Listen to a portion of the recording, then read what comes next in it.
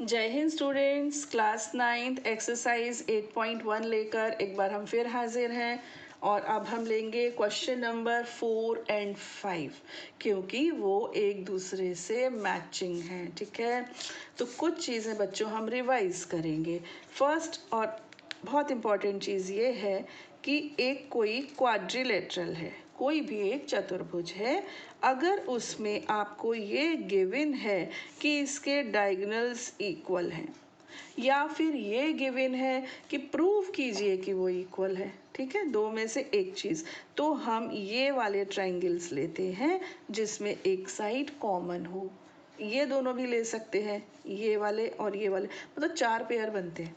तो यहाँ से अगर मैं देख रही हूँ तो मेरे को दिख रहा है एक तो ABC और दूसरा DCB। याद रखना बच्चों, ठीक है, ये हम पिछले वीडियो में बहुत अच्छे से डिस्कस कर चुके हैं। एक बार और कर रहे हैं कि जब डायगोनल्स इक्वल है या प्रूव करना है कि वो इक्वल है तो हमें क्या करना है। ठीक है, सेकंड हमें क्या है, अगर diagonals bisect each other, BO is equal to OD, CO is equal to OA, ऐसा दिया हुआ है, डायगोनल्स बाइसेक्ट ईच अदर, तो फिर हमें ऑपोजिट ट्रायंगल्स लेने होते हैं, यानी कि BOC और AOD। ये भी ले सकते हैं, DOC और AOB, कोई भी ले सकते हैं ऑपोजिट। ये हो गया सेकंड, है ना, चलो लिख दूं मैं, एक तो हुआ BOC और दूसरा हम लेंगे AOD।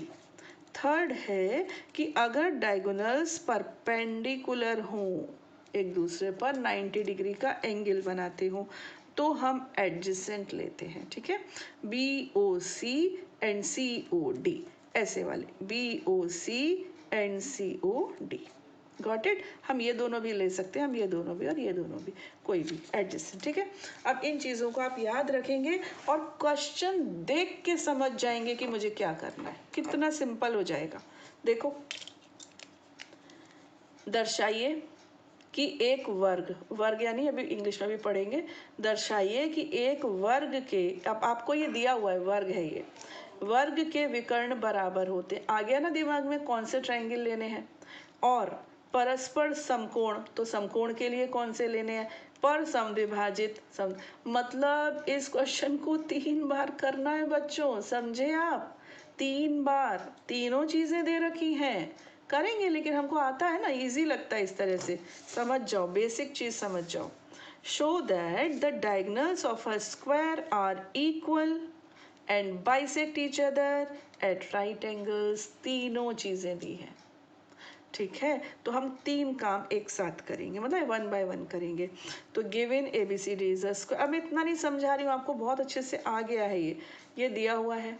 शो क्या करना है, पहला कि AC और BD इक्वल है, दूसरा कि ये बाइसेक्ट करते हैं, और तीसरा कि ये परपेंडिकुलर है। तो मैं फर्स्ट लूँगी, फर्स्ट में मुझे क्या बताना है कि दे आर इक्वल। फर्स्ट देखिए, अब हम स्टार्ट करते हैं फर्स्ट से। फर्स्ट में हम कौन सा ट्रायंगल लेंगे, एक लेंगे DAB और एक लेंगे CBA, ठीक है ना। अब देखो बच्चों, DA is equal to CB, क्योंकि opposite sides of a square, और स्क्वायर की तो चारों ही इक्वल होती हैं। AB is equal to AB, why, because it is common, and this angle is equal to this angle, ये 90 है। क्यों 90 है, ये एक वर्ग है, स्क्वायर है, इसलिए 90 है। तो कौन सी अप्लाई हो गई, SAS, ठीक है ना, SAS लग गई यहाँ पर। ऐसे दोनों ट्रायंगल्स कैसे हो गए, कॉन्ग्रुएंट, और जब दो ट्रायंगल्स कॉन्ग्रुएंट होते हैं तो CPCT से बाकी की पार्ट्स भी इक्वल हो जाते हैं। इसका मतलब AC is equal to BD, पहली बात प्रूव हो गई, AC और BD हो गए इक्वल। ठीक है, सेकंड मुझे क्या बताना है कि ये बाइसेक्ट करते हैं। अब बच्चों ध्यान देना, बहुत प्यार से देखना इस चीज़ को, ये दोनों बताने हैं अभी मुझे, इन दोनों को, ठीक है। चलो स्टार्ट करते हैं। AB is equal to CD, क्योंकि ये स्क्वायर की साइड्स हैं, ये एंगल इस एंगल के इक्वल, क्यों इक्वल, क्योंकि ऑल्टरनेट इंटीरियर एंगल्स, अंतः एकांतर कोण, इसलिए ये होंगे बराबर। इसी प्रकार ये वाला एंगल इस एंगल के इक्वल हो जाएगा, है ना, क्योंकि ये भी तो ऑल्टरनेट इंटीरियर एंगल्स हैं। तो कौन सी अप्लाई हो गई, ASA, ठीक। ASA रूल लग गया, और ASA रूल लगने से ये दो ट्रायंगल्स कॉन्ग्रुएंट यानी कि सर्वांगसम हो गए। और जब ये त्रिभुज सर्वांगसम हो गए, इसका मतलब CPCT के द्वारा AO is equal to OC and BO is equal to OD। Got it? दो चीजें हो गई आराम से, है ना। अब तीसरा मुझे क्या बताना है? मुझे बताना है कि 90 का एंगल बनाते हैं, तो मुझे ये दोनों ट्रायंगल ले लेने चाहिए, है ना। ये दो ट्रायंगल ले लिए मैंने, तो अभी कौन सा लिया? AOB और BOC लिया। चलिए, AO is equal to OC अभी प्रूव किया हमने, है ना। ये चलो, ये तो मुझे बताना है, ये अभी प्रूव किया, ठीक है। OB कैसा है? OB कॉमन है। और AB is equal to BC, वो तो है, क्यों? क्योंकि ये स्क्वायर की साइड्स हैं, तो कौन सी अप्लाई हो गई? SSS, है ना। SSS से ये दो ट्रायंगल्स कॉन्ग्रुएंट हो गए। जब ये दो ट्रायंगल्स कॉन्ग्रुएंट हो गए, तो ये एंगल्स इक्वल हो गए। 90 के नहीं हुए बेटा, इक्वल हुए। ये इक्वल है, बराबर है। 90 के नहीं पता चल पाए अभी। अभी हम इसको 90 के बताएंगे कि 90 के क्यों हैं। ये दोनों इक्वल आ गए, लेकिन ये क्या है? एंगल ऑफ 180 डिग्री, 180 का कोण। हिंदी में कहते हैं रैखिक युग्म, इंग्लिश में कहते हैं लीनियर पेयर। तो ये बन गए linear pair. That means angle this plus angle this is equal to 180। अब इन दोनों का टोटल 180 है, सम 180 है, और ये दोनों इक्वल भी हैं। फिर वही वाली बात आ गई ना कि इन दोनों का सम 180 है और ये इक्वल भी है ना। इसका मतलब कि इसका मतलब क्या कि ये दोनों 90-90 हैं, और अगर ये दोनों 90-90 हैं, इसका मतलब AC is perpendicular on BD। Got it? तो इस तरह से तीनों ही चीजें हमने बता दी, क्योंकि मैंने आपको बताई। अब आप सब अपने फ्रेंड्स को बताओगे ना। ज्ञान एक ऐसी चीज है जो देने से बढ़ती है। जब हम छोटे थे ना, पकड़ती थी मैं अपने फ्रेंड्स को, आजा मैं पढ़ाऊँ, आजा मैं पढ़ाऊँ। आप कभी करके देखना, आप कोई चीज़ जब किसी को समझाते हो ना बेटा, तो आपके पास डबल हो जाती है। क्योंकि जब मैंने आपको दी, आपके पास एक थी, आपने जब उसको दूसरे से शेयर किया ना, तो वो 2 हो गई, तीसरे से किया तो वो 3 हो गई। तो कभी भी मैथ्स को अच्छा करना है तो अपने से छोटे को या अपने से बराबर वाले को पढ़ाओ, उसको समझाओ, तो उसको समझाते समझाते आपके कॉन्सेप्ट्स एकदम क्लियर हो जाएंगे। चलिए, क्वेश्चन नंबर 5, दर्शाइए कि यदि एक चतुर्भुज के विकर्ण बराबर हो और परस्पर समद्विभाजित करें तो वह एक वर्ग होता है। Show that if the diagonals of a quadrilateral are equal and bisect each other at right angles, then it is a square। बच्चों, हिंदी में और इंग्लिश में एक चीज का फर्क है। इंग्लिश में at right angles भी दिया है और हिंदी में ये चीज नहीं दी है। तो ये चीज हिंदी वाले बच्चे ठीक कर लें। विकर्ण बराबर हो और परस्पर समद्विभाजित करें तथा, ऐसे लिखते हैं, परस्पर लंब हो, ऐसे कर लो, परस्पर लंब हो तथा समद्विभाजित करें। तो ये चीज़ इंग्लिश में मेंशन की है, हिंदी में नहीं की, हिंदी की बुक में नहीं की है, तो वो आप कर लो तीनों चीज़ें। फिर वही बच्चों, वही वाली बात आ गई। इस बार क्या है? इस बार जो हमने यहाँ पे प्रूव किया था ना पिछले क्वेश्चन में, वो गिवन है, और जो गिवन था वो प्रूव करना है। इसमें देखो ना क्या था, ABCD is a square given था, यहाँ पर ABCD is a square to show है। इसमें ये 3 चीजें टू शो थी, इसमें ये 3 चीजें गिवन है। आ रहा है ना समझ में, है ना। तो यहाँ पर एक चीज रह गई है, वो भी तीसरी चीज कौन सी? AC is perpendicular on BD। ये 3 चीजें गिवन है। ये तो क्वाड्रिलेटरल है और ये, ठीक है। अब आपको बताना है कि एक स्क्वायर होगा, ठीक। फिर वही कार्यक्रम, बस इस बार जैसे उसमें SAS लगी थी, इसमें कुछ और लग जाएगी, बस ये है। तो इक्वल तो हम कौन सा लेंगे? DAB और ये, है ना, ये दोनों और ये दोनों, ठीक। अब ये जो क्वाड्रिलेटरल है, अच्छा इसको हम उल्टा करते हैं, पहले यहाँ से नहीं, पहले इन दोनों को लेके शुरू करते हैं, क्योंकि अभी तो ये क्वाड्रिलेटरल है ना। अभी ये समांतर चतुर्भुज कहाँ बना? पैरेललोग्राम कहाँ बना? जब तक पैरेललोग्राम नहीं बनेगा हम आगे नहीं बढ़ पाएंगे, इसलिए हम इसकी शुरुआत इन दोनों ट्रायंगल से करेंगे। ठीक है, ये दोनों सुनना बच्चों ध्यान से।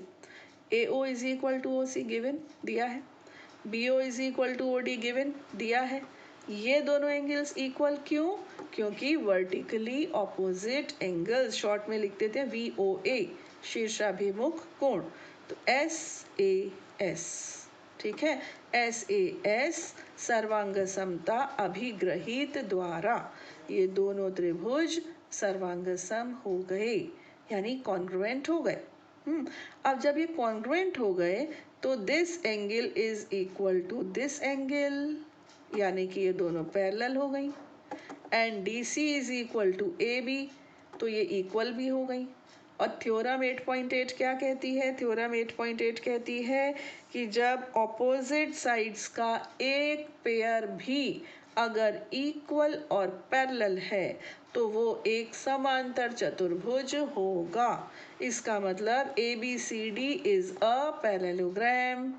इतना हो गया क्लियर है ना? काफ़ी बड़ी बात हो गई। देखो पैरेललोग्राम हो जाता है तो बहुत काम आसान हो जाता है। इसके बाद हम लेंगे ये वाले जिसमें हमको इक्वल वाली बात करी थी ना। तो देखो अब पैरेललोग्राम है तो अपोजिट साइड्स तो इक्वल होनी चाहिए। इसका मतलब DA is equal to CB, है ना, और AB कॉमन, और BD is equal to AC क्योंकि ये दिया हुआ है ना। तो अभी ये दोनों ट्रायंगल्स किससे कॉन्ग्रुएंट हो गए? पहले SAS से हुए थे, अभी SSS से हो गए। अब SSS से दोनों ट्रायंगल्स हो गए कॉन्ग्रुएंट। कौन सा? DAB और CBA।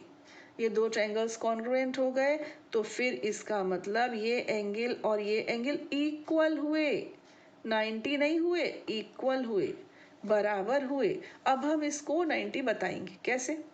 देखो बच्चों ये एक पैरेललोग्राम है, इसका मतलब DA और CB पैरेलल और AB कैसी? ट्रांसवर्सल। तो ये दोनों क्या हुए? ये दोनों हुए कॉन्जिक्यूटिव इंटीरियर एंगल्स, यानी क्रमागत अंतःकोण, है ना। और क्रमागत अंतःकोणों का योग हमेशा 180 डिग्री होता है। अब ये दोनों एंगल बराबर है, इक्वल है, और उनका सम 180 है ना। दो एंगल्स अगर इक्वल है और उनका सम 180 है, इसका मतलब ये 90-90 हुए कि नहीं हुए? कोई दो बराबर की चीज़ें हैं और उनका टोटल 180 आ रहा है, तो इसका मतलब ये भी 90 और ये भी 90, तभी तो उनका टोटल 180 हुआ। ठीक है ना। तो इस तरीके से ये दोनों 90 के पता चल गए। पहले क्या पता चला था? पहले हमको पता चला था कि ये एक पैरेललोग्राम है। अभी क्या पता चला? कि ये 90, ये 90। अब ये 90 है बेटा तो ये भी 90 होगा। क्यों? क्योंकि पैरेललोग्राम के ऑपोजिट एंगल्स तो इक्वल होते हैं। यहाँ भी पैरेललोग्राम के ऑपोजिट एंगल्स तो इक्वल होते हैं, है ना। तो इनको इक्वल हो गए, तो इसका मतलब चारों ही एंगल्स 90 हो गए। मतलब अभी हम रेक्टेंगल तक पहुँच गए एक तरीके से। फर्स्ट में हम पैरेललोग्राम पर पहुंचे और अब हम रेक्टेंगल पर पहुंच गए। लेकिन ये रेक्टेंगल नहीं है, ये पैरेललोग्राम नहीं, ये क्या है? ये स्क्वायर है। मतलब ये हमारे पास एक आखिरी हथियार बाकी है। वो कौन सा है? राइट एंगल, जो इंग्लिश मीडियम हिंदी मीडियम की बुक में नहीं लिखा है, वो लेना है। अब हमने लिया राइट एंगल के लिए, तो हम कौन से लेंगे? ये दोनों। आपको पता है ना हम कौन से लेंगे? ये दोनों, है ना। इन दोनों को लिया बच्चों, तो AO is equal to OC, BO common. इतना आया समझ में? ये 90 डिग्री है, गिवन है, गिवन दिया हुआ है। तो कौन सा अप्लाई हो गया? SAS। कौन सा अप्लाई हो गया? SAS। SAS से दोनों ट्रायंगल्स कैसे हो गए? कॉन्ग्रुएंट। अब अगर ये कॉन्ग्रुएंट है तो CPCT द्वारा AB is equal to BC, AB is equal to BC। ये एडजेसेंट साइड्स इक्वल हो गई ना, एडजेसेंट साइड्स इक्वल हो गई। इसका मतलब चारों ही साइड्स इक्वल हो गई। देखो AB is equal to DC था, अब AB is equal to BC है, मतलब ये तीनों इक्वल। ऐसे ले लो, BC is equal to AD था और अब BC is equal to AB है। मतलब कुछ भी है, कुल मिलाकर अगर इन दोनों ट्रायंगल्स को लोगे तो भी आएगा, चारों से आ जाएगा। तो एक अपन करके नमूने के तौर पे देते हैं, बाकी लिख देते हैं सिमिलरली। ठीक है, तो सिमिलरली ये चारों साइड्स आपस में इक्वल हो जाएंगी। तो जो रेक्टेंगल हो और उसकी चारों साइड्स इक्वल हो, इसका मतलब क्या हो? तो एक स्क्वायर ही हुआ ना फिर तो। रेक्टेंगल की थोड़ी चारों साइड्स इक्वल होती हैं। तो जब पहला वाला लिया था अपोजिट तो ये पैरेललोग्राम बन गया था। जब हमने कौन सा लिया था, ये वाला लिया था ना, डायगोनल्स इक्वल वाला, तो ये बन गया था आपका रेक्टेंगल। और जब हमने ये दोनों लिए तो बराबर आ गया स्क्वायर। ठीक है, अब जो मैंने यहाँ पर लिखा है वो देख लीजिए। ये देखिए ABCD इज अ क्वाड्रिलेटरल, चतुर्भुज है। ये तो मैं आपको पहले बता चुकी हूँ। सॉल्यूशन में हम पहले बेटा अपोजिट वाले ले रहे हैं ना, OAB और OCD, इनको लिया, ये दोनों इक्वल, ये वर्टिकली अपोजिट, ऐसे ऐसे कॉन्ग्रुएंट आ गए। अब देखो कॉन्ग्रुएंट आने से ये एंगल इक्वल हुए, इसमें इक्वल हो गए ना, तो ये एकांतर कोण बराबर है, ऑल्टरनेट इंटीरियर एंगल्स इक्वल है, यानी कि AB और CD कैसी हो गई, पैरेलल। और CPCT के ही द्वारा AB और CD इक्वल भी हो गई है ना। तो ये कौन सी थ्योरम है, याद आई, ये थ्योरम 8.8 है। आपको मैंने कहा था इसको थ्योरम 8.8 को अच्छे से समझ लेना। सम्मुख भुजाओं का एक युग्म बराबर तथा समांतर हो तो भी वो एक समांतर चतुर्भुज होता है। One pair of opposite sides is equal and parallel, then ABCD is a parallelogram. ठीक है, समांतर चतुर्भुज है। अब दूसरा केस लिया, दूसरे केस में हमने क्या लिया, वही वाला DAB और CBA, पूरा मैं लिखा हुआ है, बस आपको ये दिखा रही हूँ, एक्सप्लेन तो मैंने सब कर ही दिया। आप मेरे वीडियो को पॉज कर लेना और नोट कर लेना। ठीक है, ये सर्वांक समता से ये आ गए, CPCT से। अब देखो ये दोनों इक्वल और इनका सम 180, क्यों 180, क्रमागत अंतःकोण, कॉन्जिक्यूटिव इंटरएंगल्स। इसके बाद लिखने की कुछ ज़रूरत नहीं है, बस ये दो चीज़ें आ गई ना, इसके बाद डायरेक्ट ये लिख दो। और फिर इनके अपोजिट एंगल्स चारों, मतलब वो A का अपोजिट C और B का D, तो ऐसे 90। अब कौन से ट्राइंगल लेने हैं, एडजेसेंट, अब ये भी बताया। ये भी ऐसे ऐसे हो गए, ऐसे ऐसे हो गए तो CPCT लगा दी, CPCT से AB is equal to BC आ गई। अब ये चारों ही इक्वल हो गई, इसका मतलब ये एक स्क्वायर है। तो बेशक लेंथ ज़्यादा है, लेकिन अगर आपने बेसिक कॉन्सेप्ट समझ लिया कि डायगोनल्स इक्वल हैं तो कौन से ट्रायंगल का पेयर लेना है, बाइसेक्ट करते हैं तो कौन सा लेना है, और अगर वो परपेंडिकुलर है तो कौन सा लेना है, बस कर लो दुनिया मुट्ठी में। छोटी सी चीज़ है, भूलना नहीं। हाँ, अब हम लेंगे नेक्स्ट 3 क्वेश्चंस, वो एक जैसे सिमिलर क्वेश्चंस हम एक ही वीडियो में लेंगे। ये एक दोनों एक दूसरे कंट्राडिक्टरी तो थे। एक में बोल रहे हैं कि एक स्क्वायर है, इसमें बोल रहे हैं कि बताओ स्क्वायर है, तो एक दूसरे के कंट्राडिक्टरी क्वेश्चंस थे, तो मैंने एक ही वीडियो में रखे। अब नेक्स्ट जो सिमिलर क्वेश्चंस होंगे वो मैं दूसरे वीडियो में रख दूंगी। ठीक है, तब तक के लिए जय हिंद।